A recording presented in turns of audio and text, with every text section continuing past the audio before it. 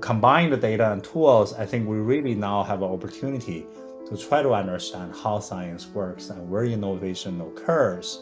And so that took us to the journey of trying to understand what are signals of career success, in individual careers, what are the general patterns for a career life cycle. And this is something that I myself is really interested in this very self-serving purpose, and also help us to think about collaborations. How do we put team together that will be more effective, and also help us think about all the other set of questions, including more recently, we're also getting really interested in this idea of failure, and in my view is something that is really understudied and poorly understood. So we're also hoping to make some progress in helping us understand the role of failure in shaping individual careers.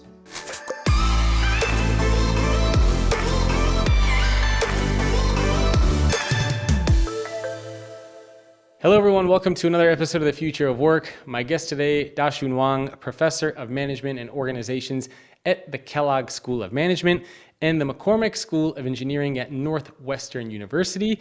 At Kellogg, he's also the founding director of the Center for Science of Science and Innovation, which we will be talking about today as well. Dashun, thank you for joining me.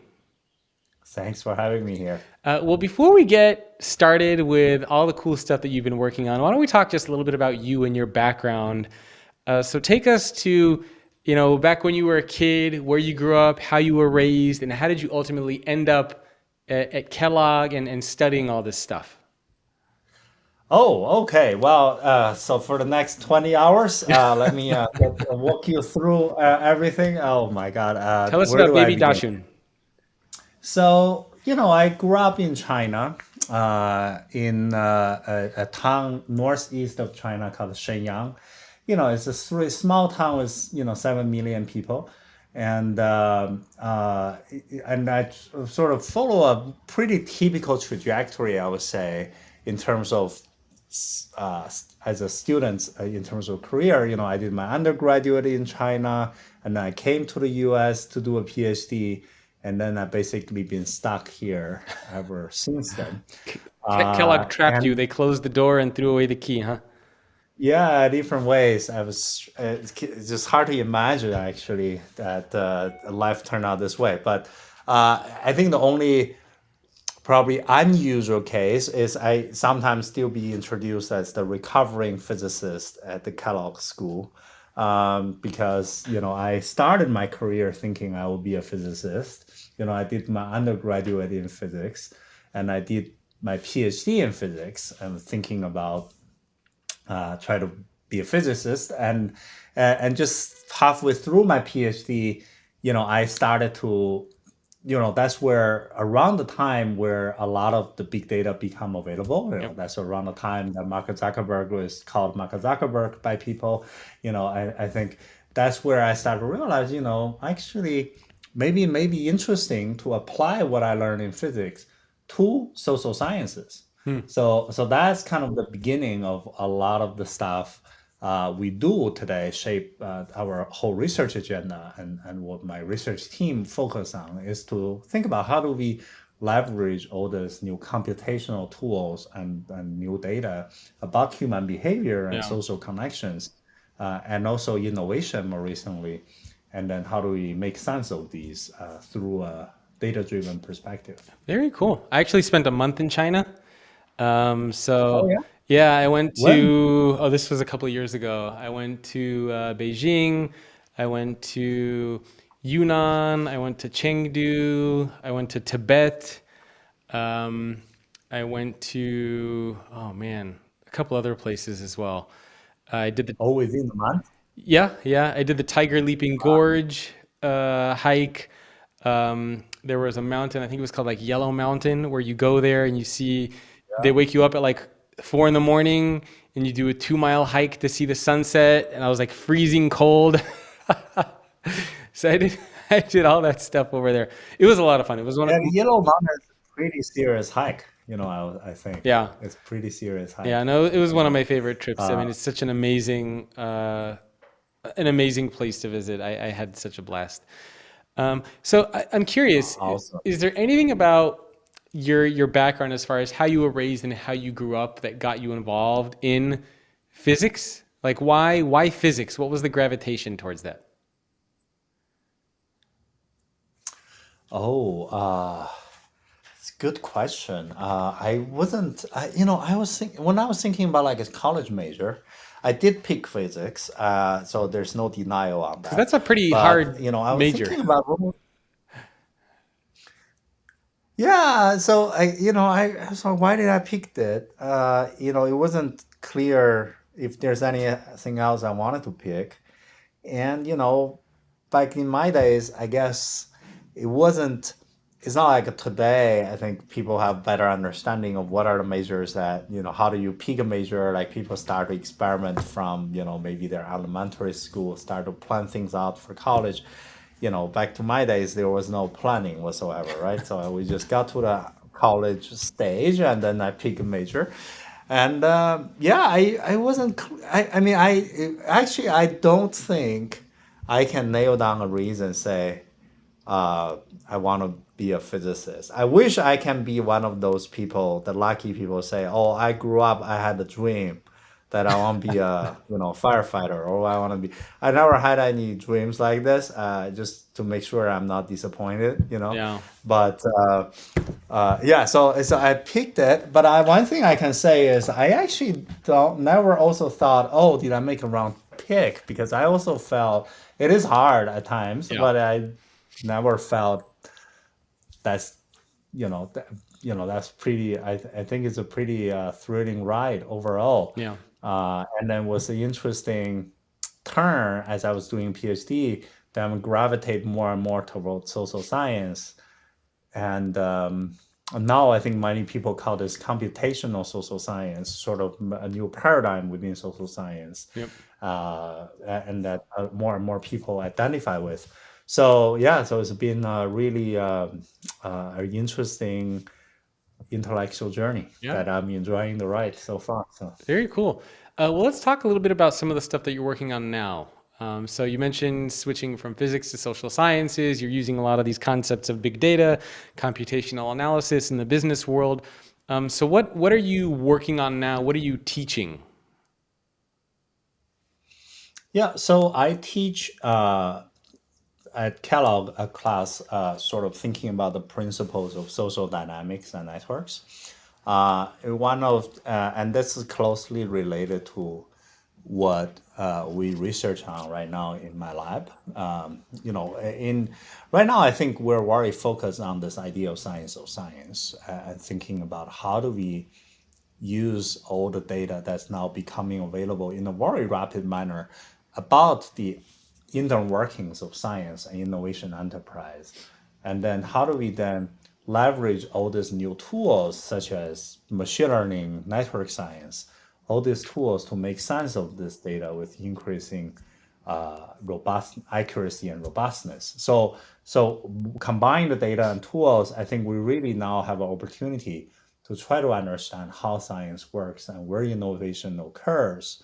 And so that took us to the journey of trying to understand what are signals of career success, in individual careers, what are the general patterns for a career life cycle. And this is something that I myself is really interested in this very self-serving purpose, and also help us to think about collaborations. How do we put team together that will be more effective, and also help us think about all the other set of questions, including more recently, we're also getting really interested in this idea of failure, Hmm. and in my view is something that is really understudied and poorly understood. So we're also hoping to make some progress in helping us understand the role of failure in shaping individual careers. Oh, very cool.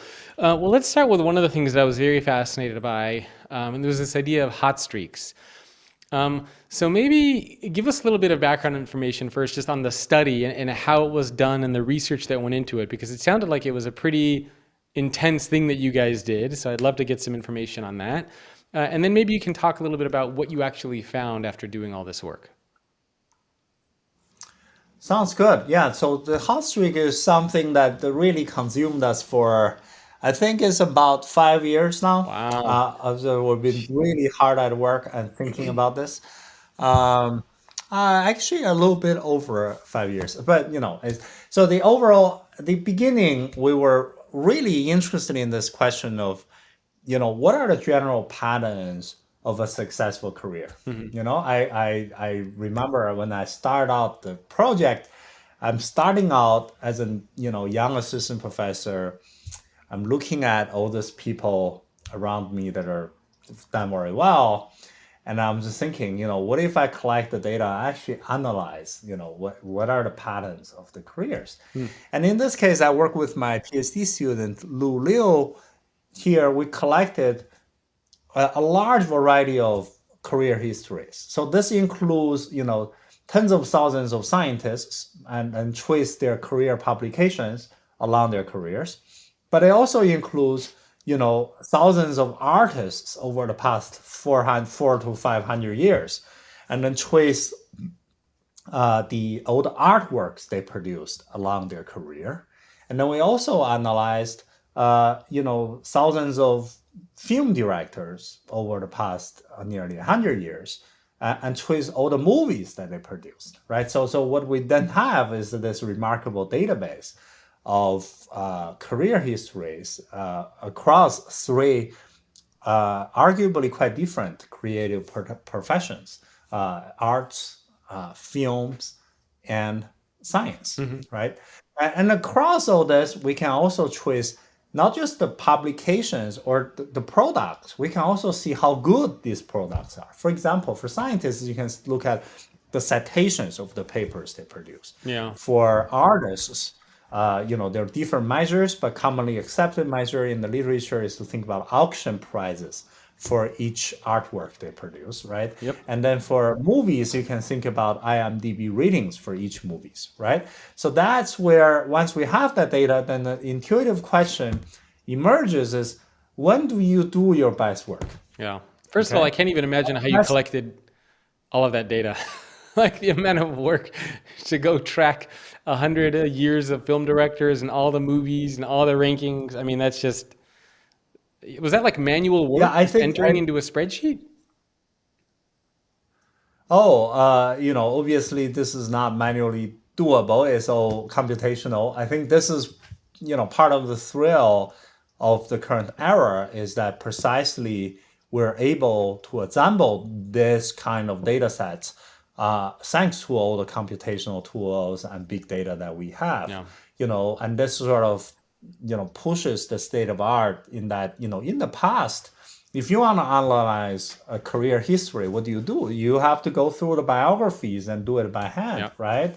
And so that basically limits the number of people you can actually analyze. So sometimes people analyze 30 people, sometimes people analyze 15 people, and these are all very famous selection of people. Whereas for our case, not only we have a much larger scale of data, but arguably these people are also a little bit more normal, like similar to us, instead of the immortals that Yeah. usually people look at. So I think there are many benefits where this new approach is kind of taking us to a new level Yeah. in thinking about what are the general patterns across these careers. Very And cool. I think the initial question was rather self-serving. I call that the hope question. So the idea is, when do you do your best work? Is there hope left, after you produce your best work, or are we dead, scientifically speaking, Yep. statistically speaking? So that was the initial work. But once we analyze all these three kinds of careers, we find something quite interesting. Is that okay? When do you do your best work? It turns out across all these careers, artists, film directors, and scientists, there's always this 4 to 5 year period in the career where you do your best work, second best work, third best work. In other words, all the work that matter in your career are all tightly clustered together within a short period of time. Huh. Okay, so And this is interesting because also despite differences that across all these careers, this pattern always holds true for all artists and film directors or scientists. Interesting. Okay. And then what's interesting then is once we discover this, we can actually build a model. This is the period where we call hot streak. This is the hot period for everybody. Then we can actually build a model to fit to real careers, machine learning approach to say, okay, now let's learn a little bit about the properties of these hot streaks across these careers. And that's where we have a couple of properties that will be hopefully useful for all the audience here. Interesting. First, we find hot Wait, streaks are, I have one, yeah, oh, a few questions actually. go ahead. Yeah. So first, okay, so you looked at film, you looked at art, you looked at science. I guess in a business context, for a lot of people who are listening to this, who are leaders or employees, it's probably much harder, right, to maybe try to identify that because they're not publishing things, it's not publicly available data. So is the stuff that you found, is it applicable to business professionals as well? So it depends on how we think about this. I think in my view, I feel like these insights are very informative. To my students as well. And part of the reason is I think later we'll talk about how the way I look at it is to think first and foremost to think about artists, film directors, and scientists as the proxy careers, Yep. prototypical careers that we can now analyze systematically. Just like you said, when you look at a corporate, within a corporate, the different kind of careers they differ. But I think, and it's difficult to analyze at this point. But these are the initial set of careers we do have data to analyze. And then I think a lot of times what we find is that a lot of insights we extract there also quite applicable to other domains. I think that's kind of later. As we keep going, I know we'll talk about okay, so how do you create House Week, and I think that's something to me, at least to my students, people find quite useful Yeah. to think about how do you develop your career Yep. so that maybe you are more likely to succeed. Yeah. Okay, yeah. So Okay, so let's get so back to just what you were saying. yeah, keep going with So we discovered it seems like everybody have hot streak. Then we fit a model to the data to infer what are the properties of hot streak. So we find a couple of properties that piqued my attention. First, we find hot streaks are rather ubiquitous. Most people, like about 90% of people we analyze, all have a hot streak. Wow. Okay, and second, we find is usually unique. Most people have just one. Much fewer people have two. People have three, exceedingly rare, extremely rare. Okay, so that's kind of interesting about most people have a house streak, but most people have just one. And second, we find that house streak doesn't last forever. Most likely it lasts just 4 to 5 year period. And also, here is a crucial insight where we find house streaks, in terms of where it occurs, we find it actually occurs randomly within the sequence of work you produce. In other words, it can be your very first work or very last work or somewhere in the middle. Okay? Interesting.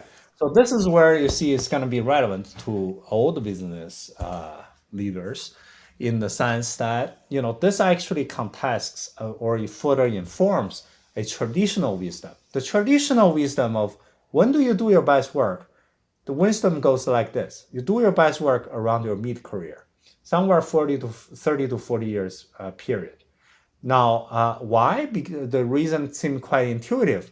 There's no 4 years old has ever won the Nobel Prize because in the beginning you got to learn. And then as you get older, there's other sort of responsibilities and also other health concerns that all limit your ability to break through, right? So you always find this kind of you peak somewhere in the middle. And so that to me is quite a pessimistic picture because it's telling us once you go over the peak, there's this depressing It's a little depressing. total decay of you making great contributions. Okay, and this is where once we have this hot streak results, we realize, the reason you peak in the middle is not because your age and creativity are intertwined. is simply because you produce more in the middle. Think about your dice work as a deck of cards, okay? Yeah. And then if your ace card is completely random, but if in the middle you keep drawing a lot more from that deck of cards, you're more likely to draw that ace card during that period. Okay, so what we have been able to look at is if we get all your works, the sequence of works, you see the hot streak occurs, your dice work occurs completely randomly within that sequence of the work. Okay, so that then changed the way I think about these questions because then it's telling me this decay we're looking at is not as depressing as it seems because per production, given that you produce a work, your hit rate actually stays remarkably constant across your career. Okay, so this is where a lot of people call me Mr. Hopeful in some venues, where they're like, "Oh my God, that is telling me there is hope because if you keep producing, what is decaying is not the quality of the work, it's the quantity.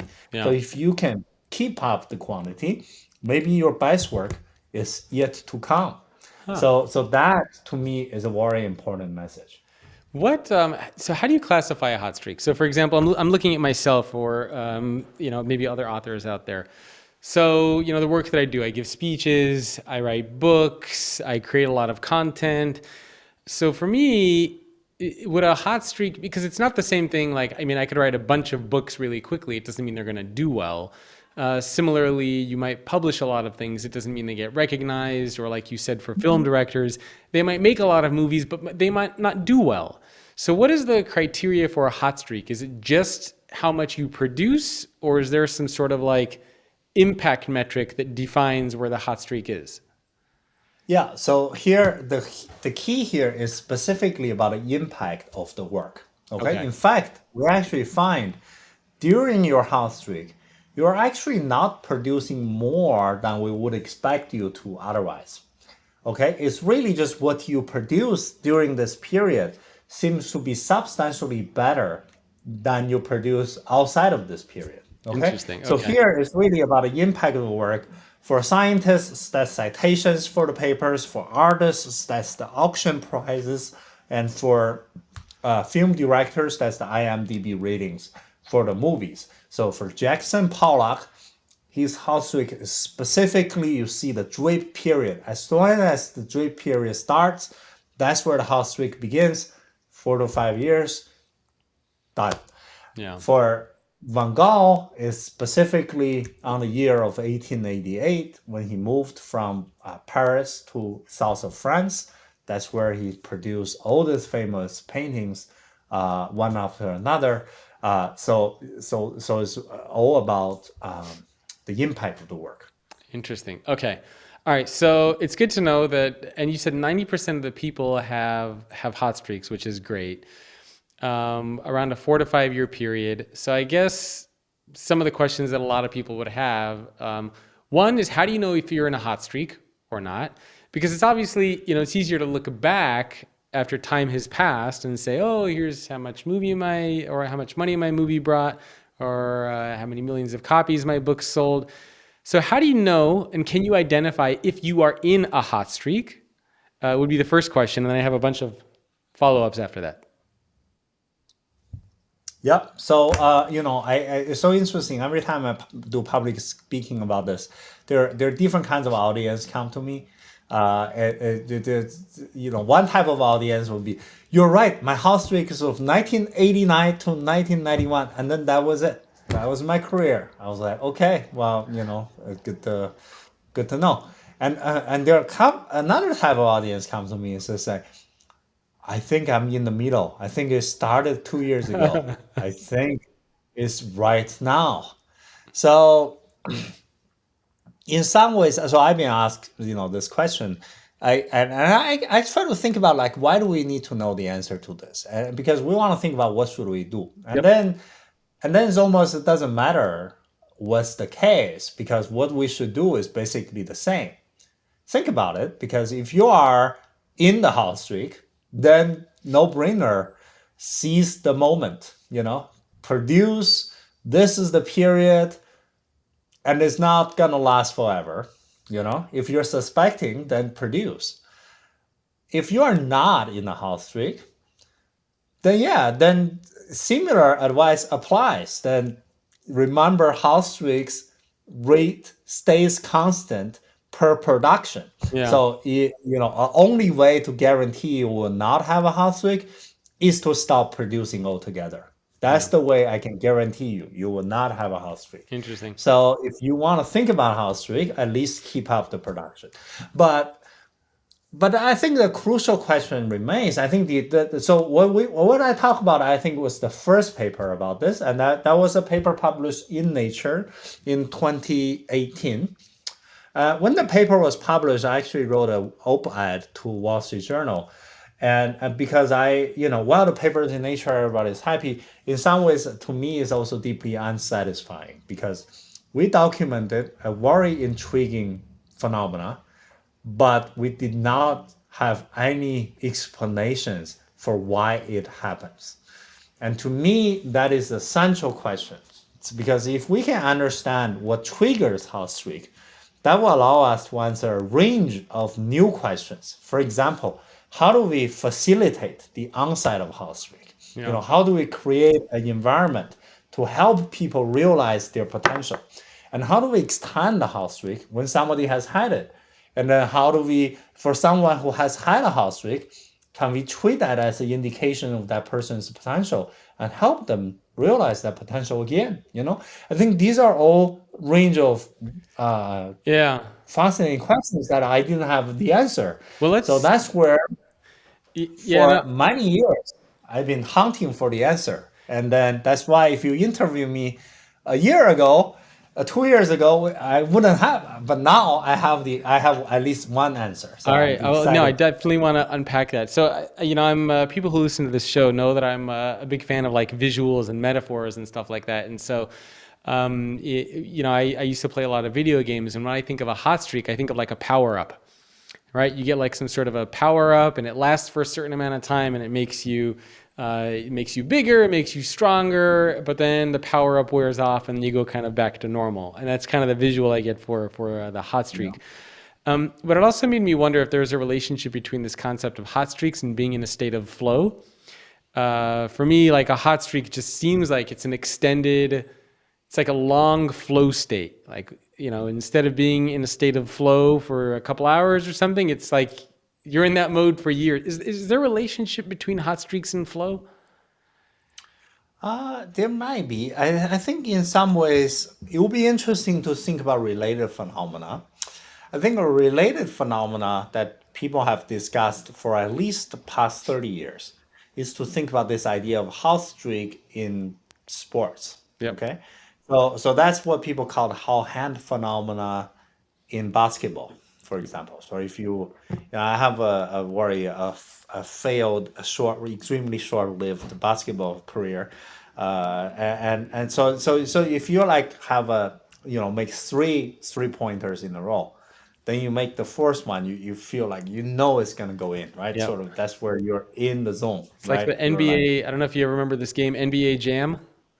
It mm-hmm. was an old video game, and after you make a couple of 3 pointers, the announcer goes, "He's on fire!" And then you get like On fire, yeah, you yes. get like a But power up, there, and you make all your shots.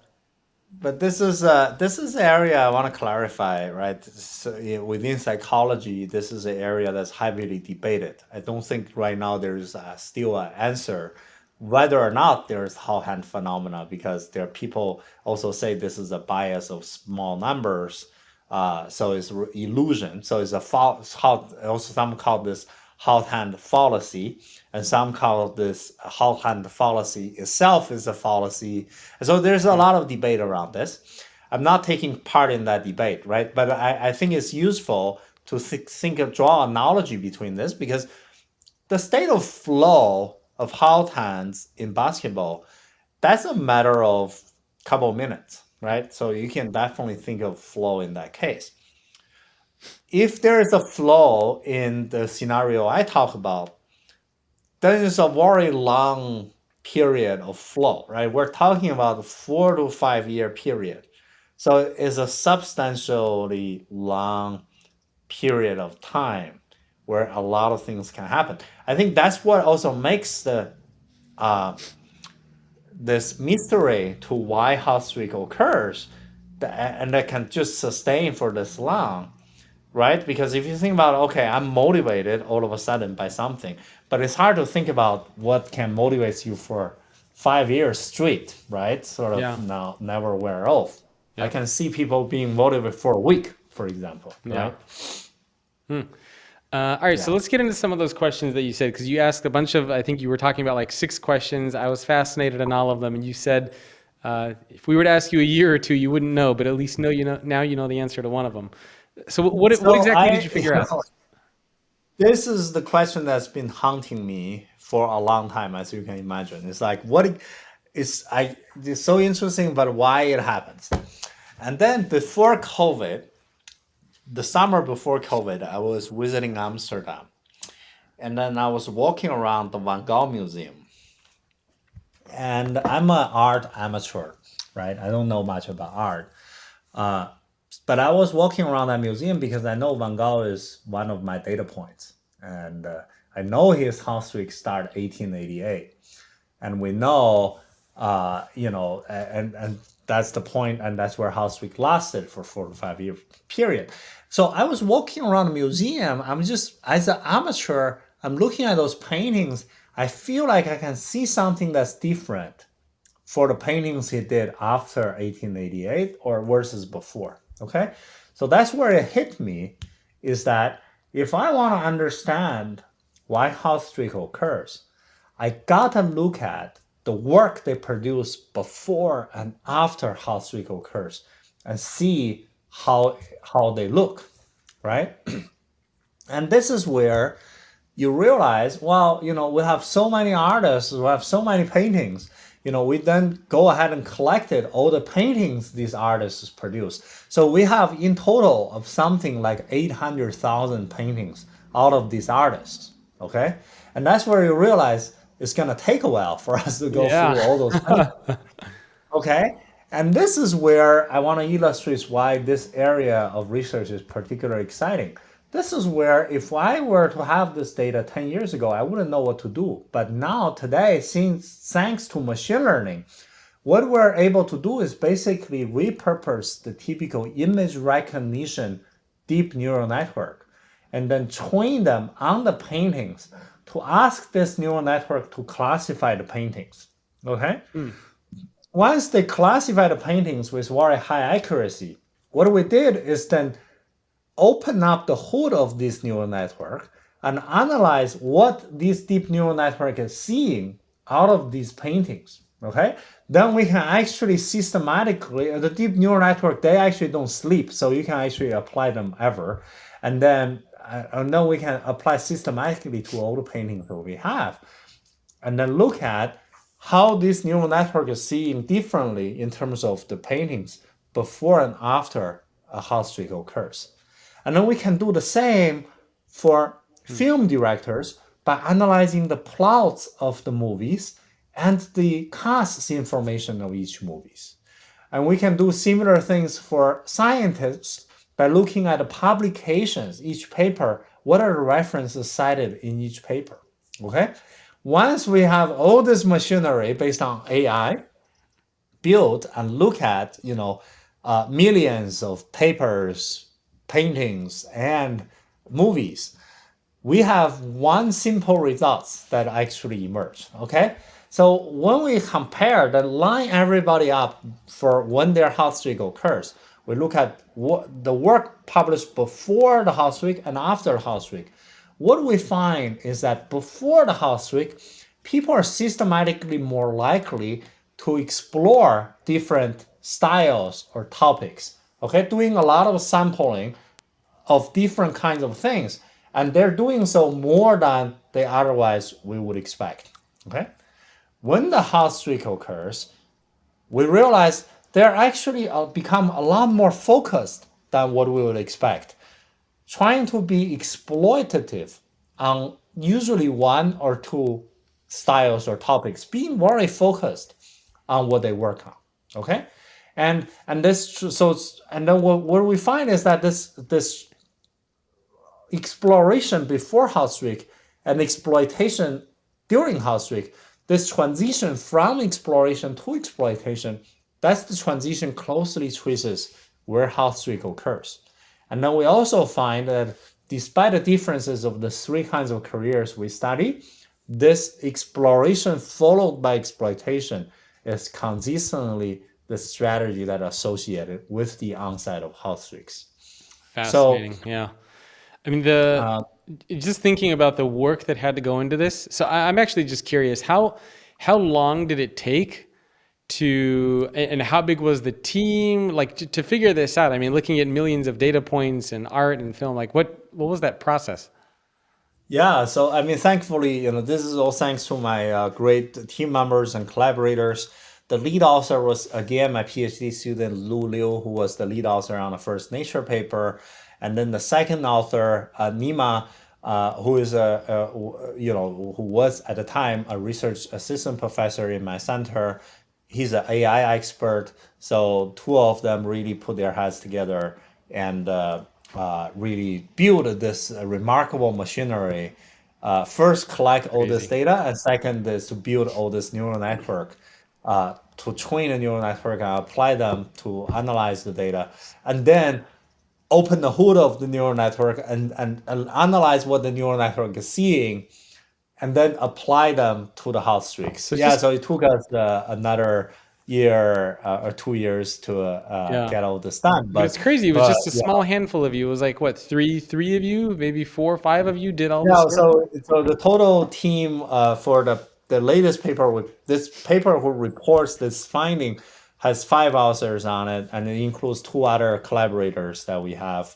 Who's one is a professor in my department, the other one is a professor at Penn State. Yeah. My Yeah. so yeah, so Fascinating. it was but it was a lot of work, but I think it's worth it. We're really having a lot of fun in this. So it's interesting that it's like exploration, and then it sounds like you find something that hits, and then, or is that what happens? Like something hits, and then you go all in into that, or do they specialize without knowing that what they're specializing in is going to become big? That's a really good question. So I think there are a couple of things. Wait, let me sort of talk about some couple of data points that may be useful, right? One thing we were thinking is so this exploration followed by exploitation, right? So if you think about exploitation, people will be like, oh, that makes a lot of sense, right? Is the drip period, like that's the period you only just do drip, right? Or is the Lord of Rings for Peter Jackson, right? So then that raises one question is, okay, maybe it's really just exploitation. The focus part is what's important. Yeah. Okay. So then we identify people who are very focused but didn't have exploration beforehand. What we see is that you are actually less likely to be associated with a house streak. Okay. Interesting. And then we also see, okay, what if people just explore? Because that says the prior exploration, the sampling period may be useful. What if just people who explore but didn't follow up with exploitation? Again, we see less likely to be associated with house streak. It's really this combination of exploration followed by exploitation. That's the only combination that's consistent with house streak. Okay. And then so the question is, okay, then can we then study what exactly you exploited, you focus in the end? Think about the characteristics among the things you explored. Okay, that's where we find something kind of counterintuitive. When we analyze that, we find the stuff you in the end focus on is not the last one you explored. Okay, it's less likely to be the last one you explored. It's also not the most popular one among the things you explored. Okay, so that seems to suggest to me this idea that you're doing a bunch of sampling, and then you have this deliberation phase where you look at all the things you sampled and then pick one that worked for you, and then this is sort of your personal the sort of work for you as a person, and then may not be the most popular one that everybody else like, and then that's where it works for you when you exploit.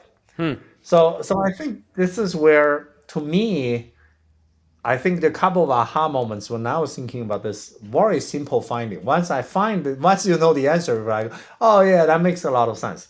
But when I think more about this, I actually realize this actually been quite informative for how I think about this. Because what this is telling me is that when we think about successful careers, we always tend to think about what makes them successful. I keep using Jackson Pollock. We always think about a drip period.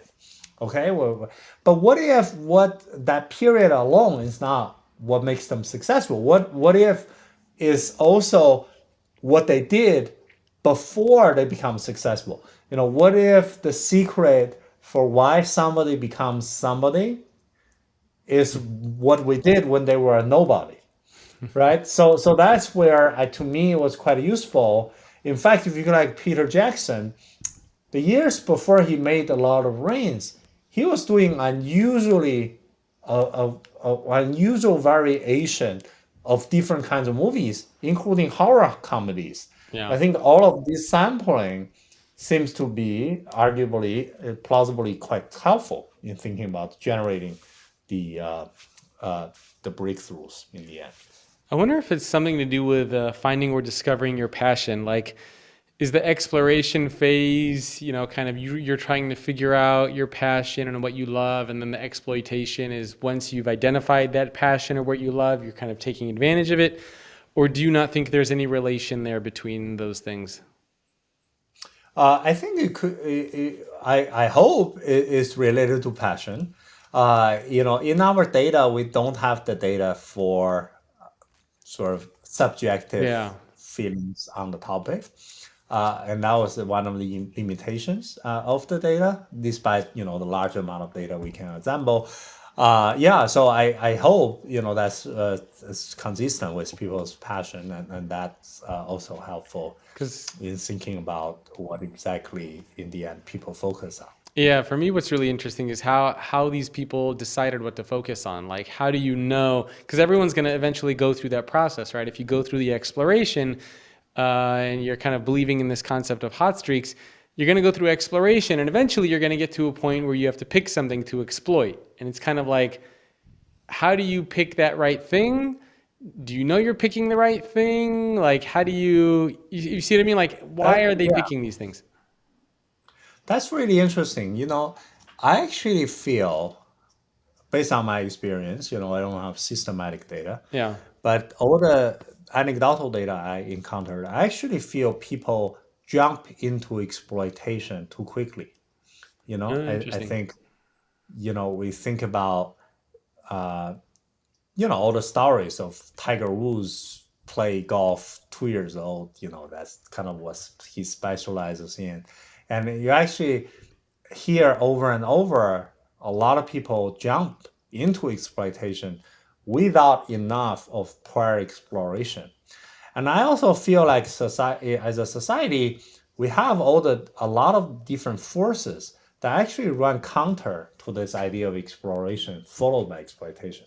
I'll give you one example, right? If you think about science, which is a domain that I think a lot, in terms of science funding, we have funding specifically designed for exploration, such as the Harvard Hughes Medical Institute, where Yep. people are given $5 million to say, you go explore new things. Okay. We also have funding specifically for exploitation, such as NSF's Career Award. Say, this is 5 years, you just work on this. But I'm not aware of a funding that says, here is 5 year period, but I want 2 years of exploration and then 3 years of exploitation. That seems quite counterintuitive if you think about a funding mechanism like that, right? So Yeah. in many ways, actually, is sort of the current system where we nurture talents or we identify talents. We actually have not had enough conversations about this idea of how do we think about what if the secret is neither exploration nor exploitation by itself, but the combination of exploration followed by exploitation. Yeah. And so where if you just exploit without a prior exploration, then the simple focus without great new ideas may not be as productive. Hmm. right? Yeah. But on the other hand, is this kind of experimentation coupled with implementation maybe is the combination that we need to generate groundbreaking results. Did you also look at why hot streaks end? So why is it 4 to 5 years? What happens after that time period? Is there any way to extend them? Can you get the power up to last a little bit longer? Red Bulls, no. Yeah. so yeah, no, it's a great question. It's an open question. I don't have an answer, unfortunately, and I hope we may have answers, or somebody else can help me find answer. But we don't know right Yeah. now. Yeah, that would be an interesting thing to find. All right, so for a lot of people listening to this, they're employees in companies, they're leaders or they want to be leaders, and they're probably listening to this thinking like, "Oh my God, am I in a hot streak? How do I know? What do I do? How do I exploit? How do I explore?" What sort of guidance or feedback or steps or action items do you think people should be taking um, in their lives and in their careers if they want to be able to become aware of hot streaks and maybe take advantage of them if they come up? Yeah, I think to me, uh, it one thing I think a lot is this idea of patience. Yeah. So here is what I think is kind of my own results is teaching myself is if you think about what we're saying is that you have this exploitation period, and that's kind of an easy period because you're in the role, you're getting the market reaction, you're doing great work, you're loving it. I think what's important is to think about exploration period because that's the period that you are sampling and you're running around trying different things and you're seemingly going nowhere. Yeah. Okay. So to me, that's the period that people need to think about how do you stay focused? How do you have the patience of thinking about trying different things? Because that's the period probably you don't have a lot of good feedback. Yep. Maybe that's the period you're running around like you're going nowhere, nothing is working. But maybe that is the period that will make your house streak sing. Huh. Yeah. So So to me, that I think a lot in terms of people who are seemingly in a period like that, and then you can call this perseverance, you can call this optimism. But to me, that's a period that's very important. Seems to me to generate new ideas, testing different hypotheses, and testing different things that may work for yeah. you. But also, that's a period that's difficult to stick to. Yeah. So it seems like the exploration and the curiosity is a very, very important thing for a lot of people to embrace if they want to have a hot streak or even if they're in a hot streak. Um, is there a way? So a lot of people, I'm sure, who are watching or listening to this, who are in the business world, are probably thinking, How do I know if I'm in a hot streak? Are there any like signs or signals or things that you can look out for in the business world to identify a hot streak?" So I think yeah, I think my thinking of house streak is mainly related to the impact of the work or the quality of the work, if you will. So I think depends on the profession. Yeah. Sometimes you have market reactions. If you are a bestseller, if you're an author, you put out a book and you see a bestseller, that's an indication that maybe this is the period that this is working pretty well. Maybe you should keep going. This is not a time to slow down. So that is sort of you can tap into a market reaction to think about the quality of the work.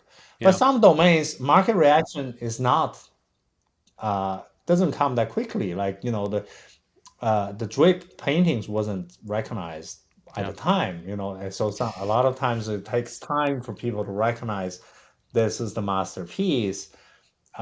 So in that case, so there's a different feedback time scale Yeah. as Yeah. well. I think in science, similarly, it also takes a long time for you to see which discovery, really has made an impact. It also depends on the nature of the discovery. If the discovery is really, there's sleeping beauties in science where a discovery whose importance were not recognized for a very extended period of time Yep. until often by researchers and other community recognize them and then receive this well-deserving recognition. Yeah. Well, we only have a couple minutes left. Maybe we could just spend the last 2, 3 minutes just talking about team effectiveness. You mentioned that earlier in team effectiveness and how some of the things either around hot streaks or science of science might be applicable.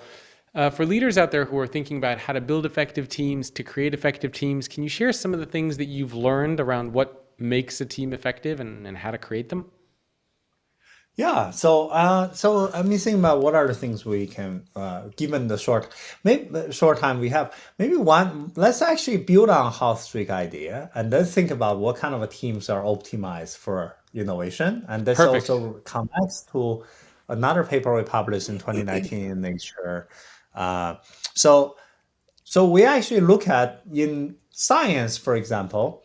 Um, you actually have a lot of papers are in collaboration with each other, right? Yep. So one hypothesis we tested is, are there collaboration patterns that happens before and after health streak occurs? Okay. Hmm. And here's what we find. We find that before health streak, when you are doing the sampling, you're more likely to engage with small teams. Okay, small Interesting. team group of people.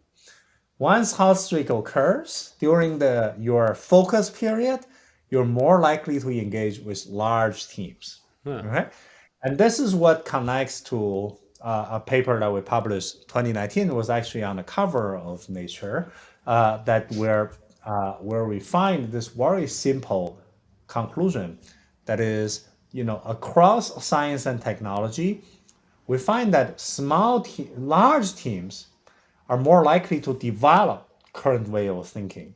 But the small teams are more likely to disrupt the way of thinking with new ideas, opportunities. Okay, so the idea Interesting. of large teams are doing just more developmental work in excel at solving problems, but small teams are the ones that are more likely to come up with problems to solve.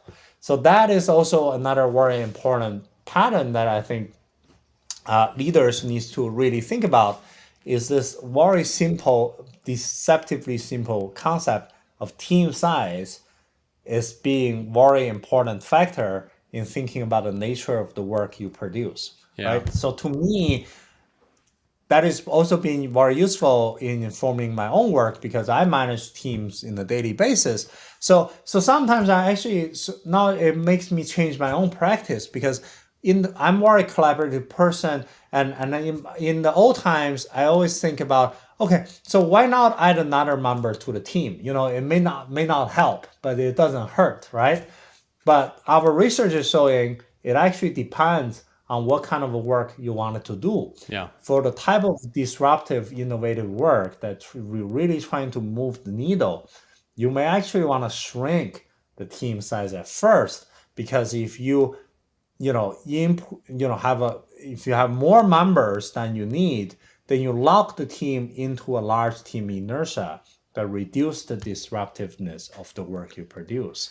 So this is Man. something that, and we show this very consistently across three large scale team settings, from science to patenting to software development, Wow. and across all these different domains. And this is like hundreds of millions of data points. We see a very consistent patterns. That's amazing. I think the work that you're doing is so cool. I'm so interested in it.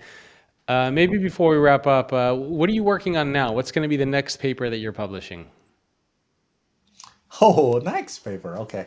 or the next topic that you're exploring? Couple papers, a couple of topics. One of them is to think about failure. And I think this is something that, in particular, have not received the proportional attention. Um, and this is something that I think data is at its best Yeah. because this is an area where Lots of failures. we're very prone to the survivorship bias, confirmation bias, etc., if we just rely on human intuition, and if we actually now have data across multiple domains on not just people who have succeeded, but also people who have failed, of not just people who have succeeded, but also for these people, before they succeed, what are the failure histories that they tried? All of these kind of data traces are now become available that allow us to systematically analyze people who succeed and fail. And I think that is sort of generating new sides of insights Yeah. for me to think about That'll be failure exciting. and its relationship Yeah. to success. That'll Yeah, that'll so be maybe exciting when next that gets time I'll done. come on a show to talk about failure. Oh yeah. We're definitely gonna have you back. We didn't even get into talking a lot about the science of science stuff. I mean, this whole concept of hot streaks in the research is just so fascinating. Why don't you let people know where they can go to learn more about you? Maybe get some of your publications. Anything that you want to mention for people to check out to connect with you or get access to your resources. Yeah, sounds good. So this is the era of internet, so it's very easy to hunt me down. So just Google my name, Dashun Wang. On Google, you will find my webpage right there. Or just follow my webpage, dashunwang.com. And you will be able to see most of my all of my writings, and as well as my book that's now actually freely available to download on my website. Obviously you can order on Amazon, but I would recommend just read the book first. If you like it, then you can order it, and or just read from my website. And yeah, and follow me on Twitter, is at Dashun Wang. Yeah. Very cool. Thank you so much for taking time out of your day. I really appreciate it. I learned so much. So thank you for being so gracious with your time and your insights. Thank you so much for having me. It's a real pleasure. And thanks everyone for tuning in. My guest again, Dashun Wang. Make sure to check out his site, his Twitter. Like he said, he's pretty easy to find, and I will see all of you next week. Thanks again for tuning into today's episode. Please remember to rate and review the podcast on Apple Podcasts or whatever your preferred channel is. I cannot express how important those reviews and ratings are to the success of this show, and they keep allowing me to bring back amazing guests. Lastly, don't forget to check out the brand new PDF that I just put out, which looks at the evolution of the employee. In other words, how employees are evolving and changing and what you as an organization should do to adapt. You'll get a complete breakdown of what that evolution looks like, as well as action items that you can and should be taking. That PDF is available at thefutureemployee.com. And if you want to reach out to me for whatever reason, whether it's inviting me to speak, sponsoring the show, or just giving me some feedback, you can always do so. My email is jacob@thefutureorganization.com. Again, that's jacob@thefutureorganization.com. Thanks again for tuning in, and I will see you next time.